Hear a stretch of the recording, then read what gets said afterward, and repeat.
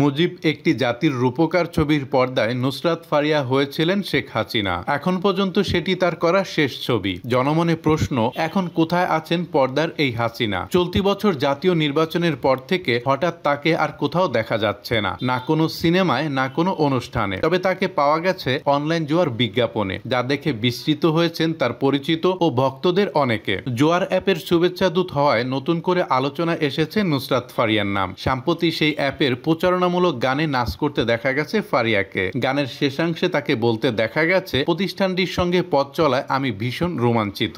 বাংলাদেশের আইনে যে কোনো ধরনের বাজি ও জুয়া নিষিদ্ধ, এমনকি সেসবের প্রচারণার ক্ষেত্রেও রয়েছে নিষেধাজ্ঞা। নুসরাত ফারিয়ার মতো অভিনেত্রীকে তাই জুয়ার সাইটের বিজ্ঞাপনে দেখে বিস্মিত অনেকেই। 2015 সালে বাংলাদেশ ভারত যৌথ প্রযোজনার ছবি আশিকি দিয়ে চলচ্চিত্রে অভিষেক হয় নুসরাত ফারিয়ার। এরপর হিরো 420, বাদশা দ্য ডন, বস 2, প্রেমী ও প্রেমিক, ধ্যাত্তেরিকি ভারতের পশ্চিমবঙ্গের ছবিতে কাজ করেছেন তিনি। বাংলাদেশে তার অভিনীত ছবি শাহেনশাহ, এ ছবিতে তিনি শাকিব খানের বিপরীতে অভিনয় করেছিলেন। সিনেমার পাশাপাশি মিউজিক ভিডিও এবং আইটেম গানেও দেখা গেছে তাকে। সর্বশেষ সুড়ঙ্গ ছবির আইটেম গানের মডেল হয়েছিলেন তিনি। শুধু ওই অ্যাপই নয়, আরও একটি অ্যাপে পাওয়া যায় নুসরাত ফারিয়াকে। সেটি হচ্ছে ছবি শেয়ারিং এর অ্যাপ ইনস্টাগ্রাম। কয়েকদিন আগে একটি ছবি শেয়ার করে তিনি লিখেছেন, আমার একটাই নীল শার্ট আছে। সেখানে প্রায় নতুন নতুন ছবি পোস্ট করেন এই অভিনেত্রী। সেসব দেখে মোটামুটি নিশ্চিত হওয়া গেছে যে দেশে নেই ফারিয়া। যোগাযোগ করা হলে তিনি বলেন, দেশের বাইরে আছি,